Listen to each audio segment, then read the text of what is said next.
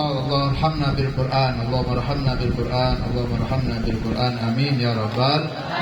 Bismillah, alhamdulillah, wassalatu wassalam ala rasulillah Sayyidina Muhammad ibni Abdullah wa ala alihi wa sahbihi wa man wala wa la hawla wa la quwata illa billah, amma ba'du. Alhamdulillah, puji syukur pada Allah subhanahu wa ta'ala, di mana kita masih diberikan Allah subhanahu wa ta'ala nikmat-nikmat yang menyebabkan kita malam ini dapat kembali berkumpul di majlis tilawatil Quran Al-Hammadun ini. Dan semoga Allah subhanahu wa ta'ala selalu memberikan taufik dan hidayahnya kepada kita semuanya, amin. Dan dijadikan kita orang-orang yang selalu mendapatkan ilmu-ilmu yang bermanfaat. Dan semoga Allah subhanahu wa ta'ala juga tambahkan cinta kita kepada Al-Quran. Dikuatkan iman dan keyakinan kita terhadap apa saja yang datang dari Allah dan Nabi kita Muhammad SAW, untuk dapat kita amalkan sehingga kita mendapatkan keberuntungan dunia sampai nanti di akhirat, amin ya rabbal alamin. Tadi sudah kita dengarkan beberapa ayat dari surat Luqman yang berisi tentang wasiat Luqman kepada anaknya. Dan ini sengaja kita jadikan materi di majelis ini, kita pelajari, kita dengarkan, mengingat wasiat-wasiat ini penting dalam kehidupan kita, baik yang masih muda juga yang tua. Yang tua artinya memberikan nasihat sama yang muda juga mendengarkan apa yang dinasihati oleh yang tua.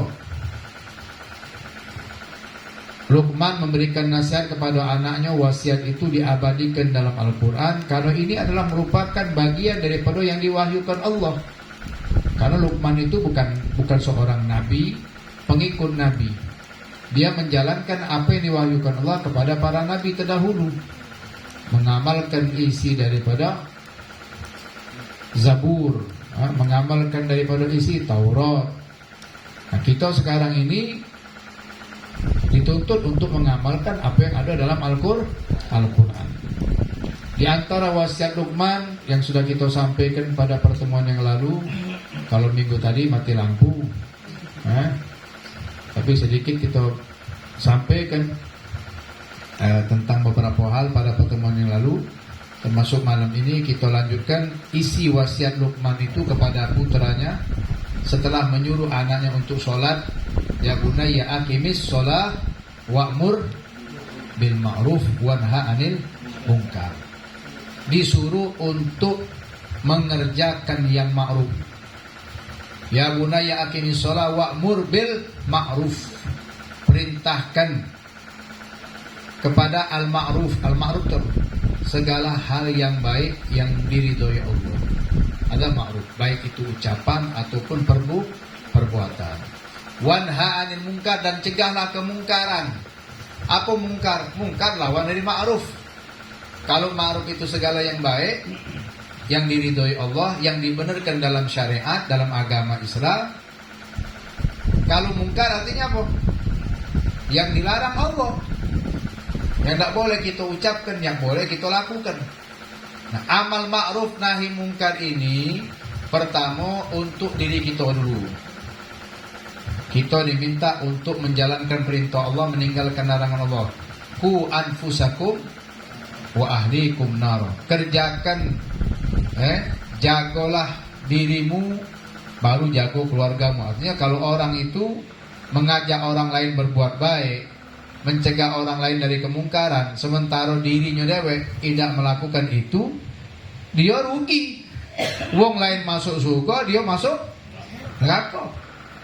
Nah, kita diajak untuk mengajarkan kebaikan itu kepada orang lain. Juga diri kita ini kita ajak untuk berbuat baik.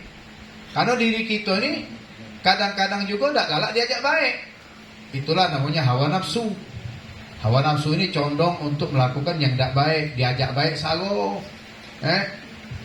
Kalau ngajak wong sago juga, tapi tidak lebih sago ngajak diri dewek baik.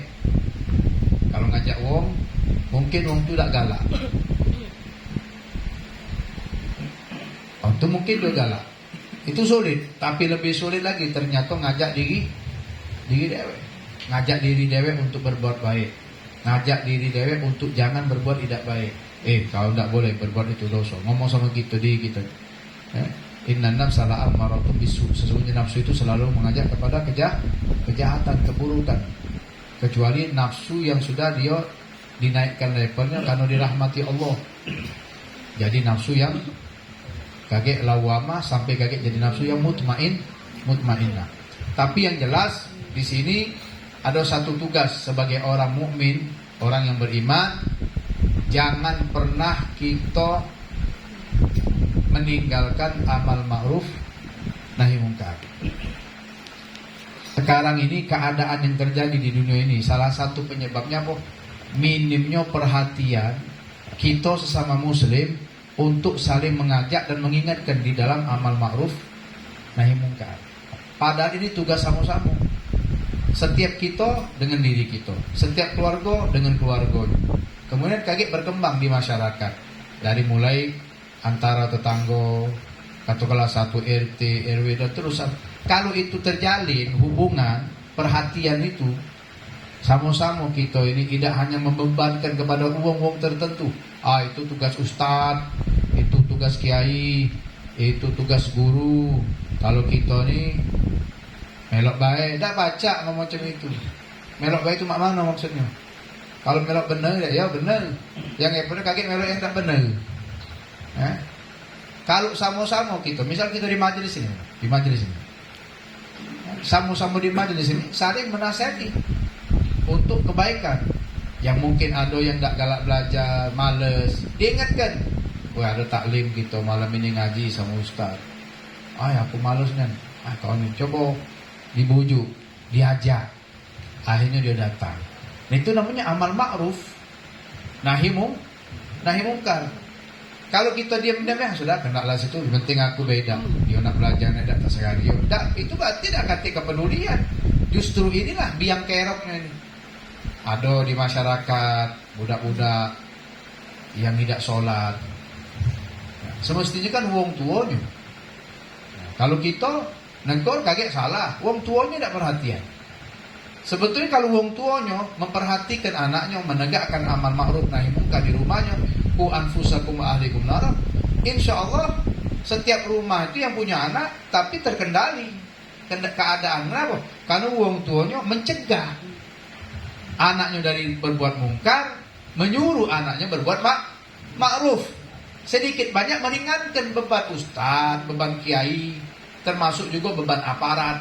Sekarang lagi rame nih pelembang tawuran ini, masuk TV sampai kami itu. Ini kan penyakit masyarakat. Penyakit masyarakat ini tidak mungkin langsung datang macam itu. Sama seperti pencegahan COVID misalnya, untuk menanggulanginya harus kita pakai masker, harus kita cuci tangan, harus kita jaga jarak, harus kita disuntik, divaksin.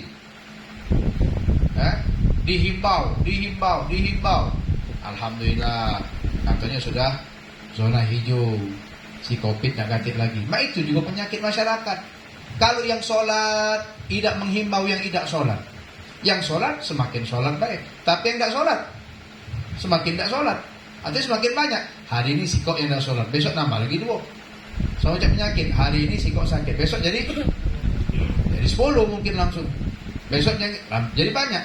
Tapi kalau amal ma'ruf ini dijalankan dengan baik, insya Allah kita dalam suasana yang baik. Dalam Al-Quran disebutkan Allah tentang kemuliaan umat Nabi Muhammad SAW. Jadi ini bukan hanya Luqman kepada anaknya, ini perintah Allah kepada kita umat Nabi Muhammad SAW. Kata Allah dalam Al-Quran, wal takum minkum ummatun yad'una ilal khair. Dan hendaklah ada di antara kamu itu satu umat yang mereka itu mengajak kepada kebaikan. Jadi ada satu kelompok, karena memang tidak mungkin galau-galau, tapi paling tidak kelompok ini eksis, terus berdakwah, mengingatkan, ta'awun alal birri wat taqwa. Siapa yang untuk mengamalkan ini? Hendaklah di antara kamu itu ada yang mereka itu mengajak kepada kebaikan, wa ya'muruna bil ma'ruf wa yanhauna 'anil munkar.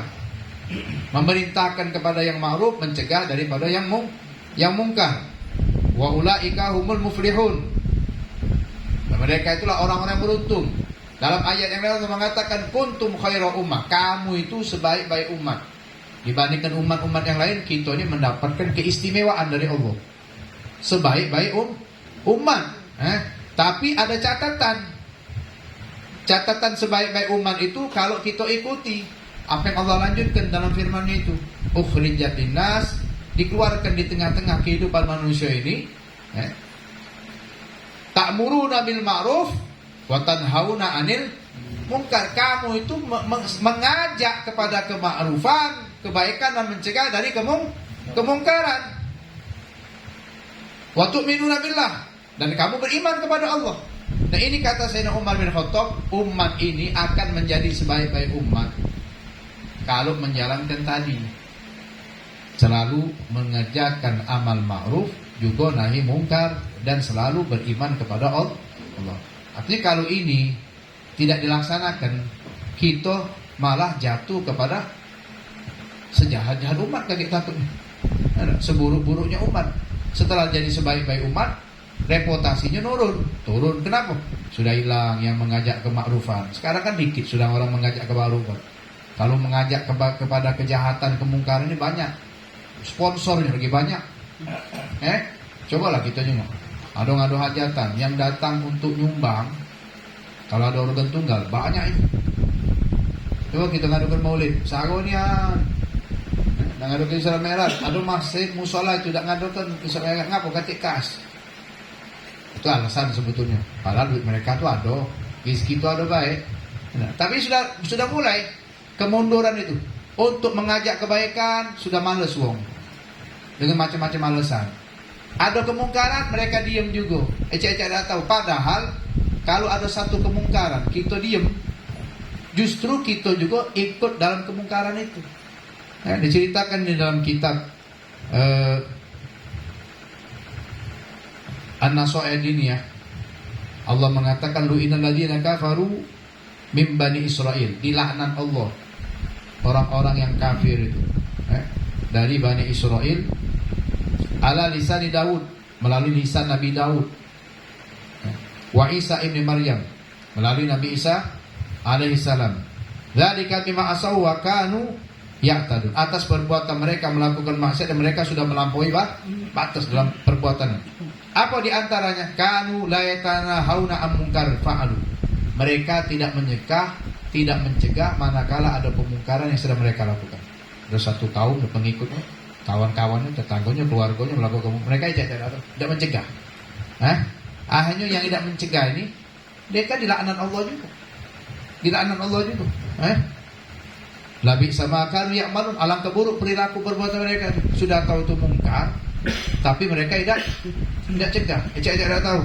Maka dulu di zaman dahulu itu ada satu umat itu dikatakan diazab Allah, satu Korea, satu kampung, satu wilayah. Fiha, dalam wilayah itu ada 18.000 wong yang amalnya itu amal seperti amalnya para nabi. Bukan siko ustaz, bukan duo, ada 18.000 di wilayah itu tuh wong yang amalnya seperti amalnya para nabi. Artinya wong baik, beribadat 18.000 kok. Masya Allah, banyak itu jumlahnya. Ghaira annahum kanu la yaghdabuna lillah. Tapi sayangnya mereka ini tidak pernah marah untuk Allah. Tidak marah untuk Allah, tapi tidak marah karena Allah. Ada orang-orang melakukan maksiat, dia dingin-dinginnya dewe amal ibadat. Nyangko dia selamat.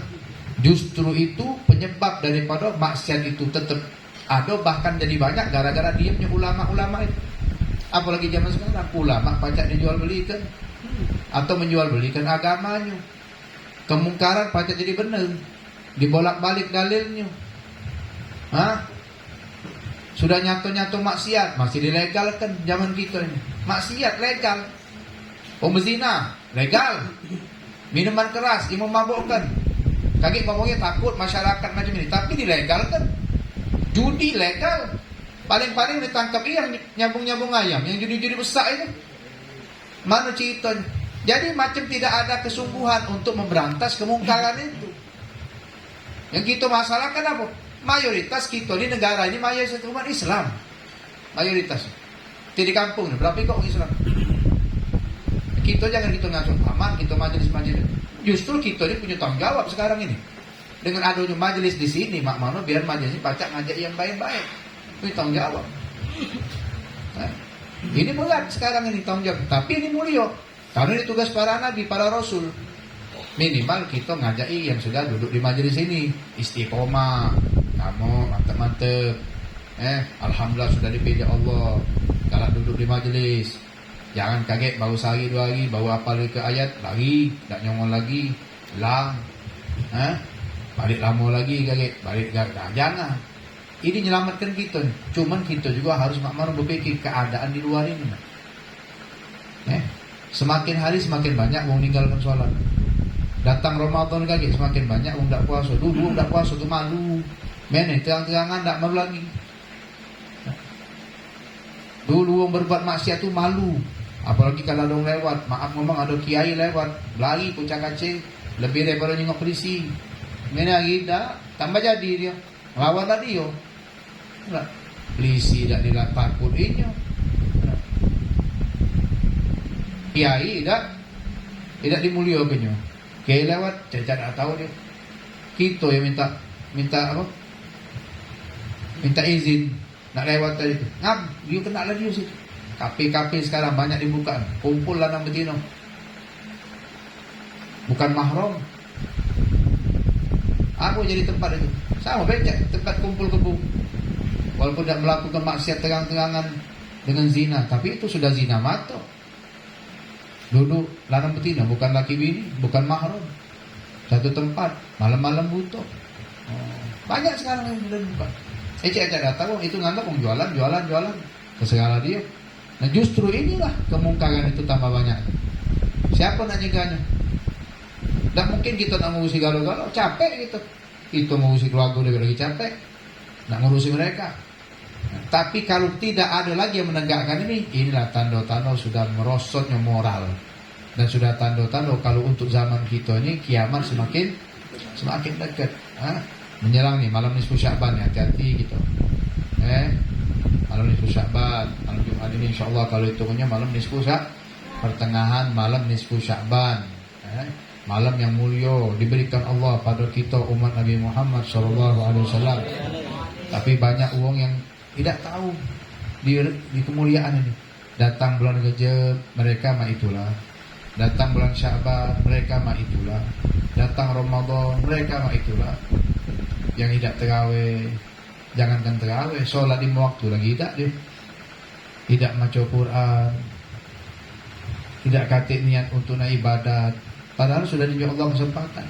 Di malam nisfu Sya'ban, malam yang mulia. Kita diajak oleh orang-orang tua kita, alhamdulillah, hal-hal yang baik, dikumpulkan keluarga, diajak ke musola, diajak ke masjid untuk baca apa? Baca apa? Yasin. Berapa kali? 3 kali. Ngapain baca Yasin? Ibadat. Sebetulnya itu ibadat. Yasin itu dipilih karena pertama sering dibaca. Kedua, itu adalah jantungnya Al-Quran.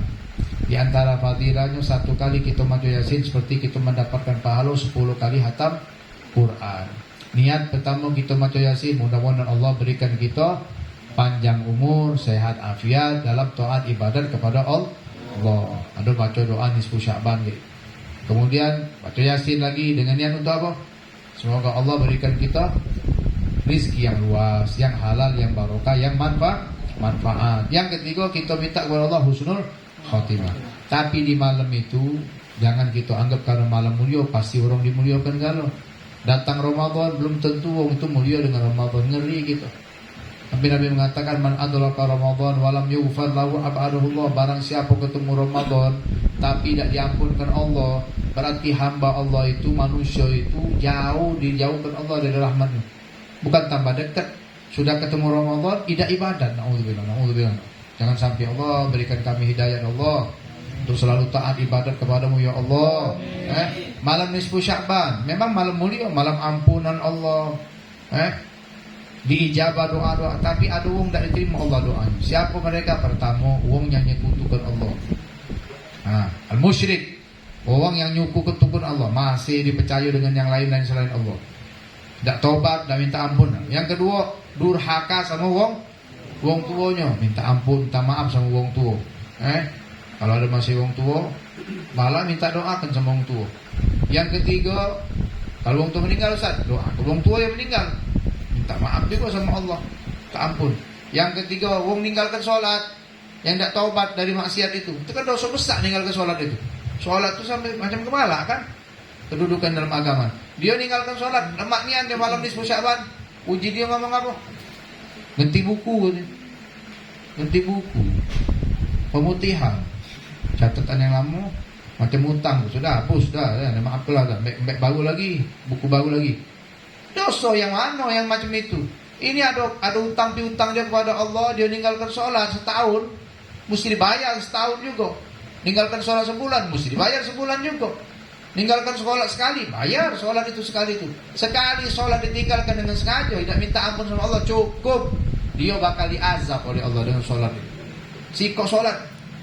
Maka kita ngeri, jangan main-main. Apa-apa kita ulangi sholat kita, tambah lagi. Sudah sholat lagi, ujung untuk apa? Mengkali aku masih muda-muda dulu, ada sholat aku yang tak benar. Dulu aku banyak tak tahu sholat macam itu kan. Ya, wong sholat ini kan kadang-kadang melok sholat, tapi tak tahu benar apa sholat. Yang jelas tinggal ke sholat. Yang keempat, wong yang memutuskan silaturahmi, apa kita baguskan silaturahmi. Yang kelima, wong yang mabuk. Mabuk tu walaupun dengan segala macam bentuk mabuknya, minum tuaknya, ngelimnya, narkobanya, dan lain-lain. Segala yang memabukkan sengaja untuk dimabukkan. Lain kalau dia mabuk keracunan, lagi makan jengkol, keracunan jengkol atau peti, itu mabuk, bukan mabuk sengaja. Padahal makan itu tidak memabukkan. Tahu-tahu dia, kepala aku ni pening. Apa? Aku tadi makan peti 3 kilo. Hai, mabuk peti kau tu berarti. Mabuk peti lain. Karena peti tidak memabukkan. Sengaja dibuat untuk memabukkan lain. Itu barang-barang yang dibuat itu memang untuk memabukkan, digunakan untuk memabukkan, dosa. Uang yang berzina, naudzubillah, ini dosa besar kalau ni. Kalau dah bertobat malam itu cuma be. Yang berikutnya makan riba, menggunakan sistem riba dalam mencari keuntungan. Minjem duit 10.000, pakai bayarnya 12.000. Itu riba itu. Yang lemahnya kalau minjem duit 10.000 balik ke 8.000. Lemah ni. Minjem 10.000 balik kan 8.000, ada tak galak macam ini? Kata. Minjem 10.000 balik kan 12.000. Minjem 100.000 balik kan 120. Dari mana tu? Tambahan apa itu? Macam-macam dia omongannya. Inilah, itulah, itu riba.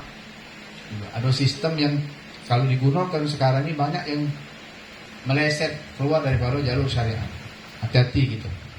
Berhentilah gawe-gawe macam itu. Jangan gitu. Yang berikutnya orang pergi ke dukun, pergi tukang sihir. Mana tukang sihir sama dukunnya? Yang pergi baik lagi dan diterima Allah doanya. Apalagi si dukun itu. Berhentilah, pecah-pecah tuh kendi-kendinya tuh. Batu-batu segala macam apa dia itu. Jimat-jimat yang dipakai untuk dukun-dukun itu. Tukang sihir juga.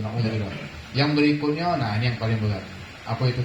Wong yang menyimpan dendam sesama muslim. Dalam hatinya ada syahna. Syahna itu dia sama Islam. Tapi ada unak-unak ujung Palembang tu. Dia dalam hati itu ada ketidaknyamanan kepada sama muslim, tapi disimpannya. Kaget lama-lama jadi penyakit. Penyakit apa? Penyakit iri, dengki, dan lain-lain. Nah itu di malam nisfu Sya'ban, dosa-dosa ini sebelum datangnya kita minta ampunlah sama Allah. Kita bertobat dan kaget kita gawekan. Walaupun ini bukan berarti malam nisfu Sya'ban baik. Di setiap waktu kita nak bersihkan badan kita ni. Ini termasuk daripada amal ma'ruf nahi mungkar untuk diri dewek. Amal ma'ruf nahi mungkar untuk diri dewek ini tidak pernah berakhir. Sampai derajat orang soleh lah, dia tetap dia jago dirinya. Karena nafsu kita ni kadang itu tadi. Hari ini baik, kita tahu berubah. Kadang apalagi zaman sekarang, sore masih baik, pagi kayak berubah jadi tidak baik, pagi baik kayak sore tidak baik. Jadi kita jangan menganggap diri kita sudah cukup terjaga. Justru kita harus takut dengan diri kita ini. Yang kaget mungkin di suatu keadaan kita tergelincir. Malam itu penuh dengan rahmat Allah, diampunkan di malam nisfu Sya'ban itu hamba-hamba Allah sebanyak bulu-bulu domba, bulu-bulu kambing, bani kalb. Zaman itu jamin Rasulullah SAW tidur di rumah Sayyidina Aisyah radhiyallahu anha. Tiba-tiba Sayyidina Aisyah terbangun dan melihat Nabi dakati di rumahnya. Heran, keluar dicari. Karena malam nisfu Sya'ban ini malam purnama kan, malam 15 itu malam purnama gitu. Matok bulan lagi terang, jadi terang ini. Pokoknya Nabi ada di baki. Diparailah Sayyidina Aisyah, ya Rasulullah, engkau di sini. Ngapo ya Nabi? Kau takut aku mengkhianati ya, Bu? Jadi jangan-jangan dipikirkan Nabi itu pindah ke ruangan, ke kamar istri yang lain. Malam itu. Ini malam yang dikatakan oleh malaikat diampunkan Allah, pengampunan diberikan Allah, sebanyak bulu-bulu kambing bani kalb. Sikok kambing tuh babi kok bulunya. Nang hitung bulu kambing. Bulu berapa itu? Nah itu kan sikok kambing tuh. Tapi kok. Nah ini sebanyak kambing-kambing yang dipunyai oleh suku itu suku yang besar zaman itu. Artinya banyak nian Allah berikan ampunan di malam nisfu Sya'ban. Makanya ulama menganjurkan malam nisfu Sya'ban kalau banyak, kalau pacak itu ibadat, tidak tidur. Karena tidak tidur untuk ibadat. Di antara zikir yang bagus dibaca malam itu habis sisa la ilaha illa anta subhanaka inni kuntu minadz zalimin, istighfar, sholawat kepada Nabi, doa-doa yang baik-baik. Apa yang pacak itu lakukan termasuk sedekah. Makanya malam nisfu Sya'ban itu banyak orang datang antri makanan ke masjid musola. Dan subhanallah, kalau sudah malam nisfu Sya'ban rame langgar itu masjid. Belum azan, nak kumpul kalau wong. Cuma repotnya subuh kati wong. Kati wong subuh. Pergi langgar. Tak tahu lagi. Malam rame kan. Hampir belum untuk keluar uang. Itu tadi ngambil amalan di malam itu dianggapnya sudah selesai kalau urusannya. Takdir Allah ditentukan siapa yang nak berjodoh, tumbuh-tumbuhan yang bakal tumbuh atau bakal mati, manusia yang bakal hidup atau mati, rizkinya, segalanya takdir itu. Nah kita minta kepada Allah kebaikan. Yamhullahu ma yasha wa yuthbit wa indahu umul kitab. Allah bisa menghapus, Allah bisa menetapkan apa yang diinginkannya sesuai dengan takdir dan keinginan Allah. Kita minta yang terbaik daripada nikmat-nikmat yang diberikan Allah, dijauhkan kita dari bala, dari musibah, dari macam-macam yang buruk yang tidak kita inginkan. Sepanjang tahun itu dinyatakan ulama kalau malam Lailatul Qadar diampunkan sepanjang tahun. Kalau malam Jumat ke Jumat diampunkan. Dari Jumat ke Jumat. Lailatul Qadar ngampunkan seumur hidup. Jadi kalau mendapatkan Lailatul Qadar, alhamdulillah satu nikmat bagi dia tadi. Amalnya lebih baik daripada 1000 bulan. Kemudian dosanya diampunkan seumur hidup dia. Malam Lailatul Qadar itu malam istimewa bagi umat Nabi Muhammad. Malam nisfu Sya'ban dikatakan malam air rayanya malaikat. Lailatul Idil Malaikah. Malam air rayanya malaikat. Malam nisfu Sya'ban. Jadi Yasin yang kita baca tidak usah dimasalahkan. Kalau ada orang nanya ngapa nak baca Yasinian? Kau nak macam apa jadi terserah kau. Kendaklah kau sana. Yang penting kau melok kami sini. Walak sudah kendaklah. Wong sekarang banyak nanya dalil-dalil. Pening gitu ngadapinya. Pergi di WA ini. Ada macam-macam. Yang jelas tak kati larangan kita maca Yasin. Yasin itu Quran. Maca Yasin, maca Quran berarti. Kalau kita ada rezeki, kita sedekah. Kalau kita ada waktu, dianjurkan juga puasa. Puasanya kalau jatuhnya kayak malam hari Jumat. Jadi kalau pacak dari Kamis, Jumat, atau Jumat, Sabtu. Jangan Jumat dewean. Bagian umat memakruhkan. Kalau enggak, Kamis, Jumat, Sabtu. Karena sudah masuk tanggal 16 Sabtu itu. Jadi kalau sudah pertengahan Sya'ban lewat, kita tidak dianjurkan puasa lagi. Haram. Habis puasa 16 berhenti, jangan nyambung lagi puasa, udah kata lagi puasa, kecuali wong yang dia itu rutin amalan puasa Daud atau puasa sunat Senin Kemis masih boleh dia. Atau wong ada utang Ramadan belum dibayar, atau ada nazar belum dibayar, boleh dia. Selain itu udah usah. Kenapa? Menjelang 15 hari atau 14 hari yang tersisa itu kita ingin persiapan jasmani kita dan yang lain-lain untuk menyambut datang bulan suci Ramadan. Jadi kaget puasanya segel. Karena puasa Ramadan itu wajib. Ini puasa sunat rajin pas Ramadan terkepo. Kenapa? Sakit aku gara-gara puasa kemarin tuh. No, nyala ke puasa sunat. Sama cak bangun malam, qiyamul lail, salat tahajud, Allahu Akbar, Masya Allah. Subuh tidak. Atau subuh ke siang. Nanti guna untuk aku. Malam dia bangun, subuh tidak lama lah dia. Tidak usah bangun malam, yang penting subuh berjamaah. Yang lebih kepo lagi, malam tidak bangun, subuh siangan. Nah, kacau. Jadi insya Allah mudah-mudahan karena kita mungkin 2 minggu lagi itu, minggu depan masih ada. Saat malam minggu ini, saat kalau berkenan nak mencoba udah. Bisa malam minggu. Bagi anak tahu jamaah lagi datang. Malam Selasanya mungkin masih taklim. Malam Selasa 2 lagi. Betul ibu, mana ada acara datang ke jadwal ke Batu Gajah. Hah? Malam minggu. Malam tanggal 19, malam 20. Hah? Ada banyak, paling-paling musuh. Ya mana? Kamu yang tidak datang, kata uang kali. Datang, macam burda barokah. Mudah-mudahan Allah SWT selalu memberikan kepada kita ilmu yang bermanfaat, diberikan selalu taufik dan hidayat, dan insya Allah keberkahan di pada bulan Sya'ban ini Allah berikan kepada kita semuanya, utamanya malam nisfu Sya'ban yang akan datang. Insya Allah Allah ampunkan dosa-dosa kita, Allah ijabah doa-doa kita. Jadi saya ingatkan yang muda-muda jangan keluyuran malam itu. Jadi malam nisfu Sya'ban sudah, tidak usah lagi nak keliling jalan kanu jalan sini. Ada malam Jumat pulau itu, malam nisfu Sya'ban sudah ibadat sudah. Berhentilah pulau gawi-gawi yang lolo-lolo itu. Jadi sekarang ini banyak lagi musim ini soalnya yang muda-muda ini diajak dengan macam-macam yang hal-hal yang macam itu. Jadi kamu dosa melok-melok, sudah melok taklim, masih melok itu udah cek guna berarti. Berhentilah, tidak usah lah bagi melok-melok. Justru kawan-kawan kamu itu ajak ke majelis, ajak ke masjid, ajak ke musola, boleh berkahnya Masya Allah. Sikap wong kita ajak baik, itu keuntungannya pahalanya macam kita sedekah.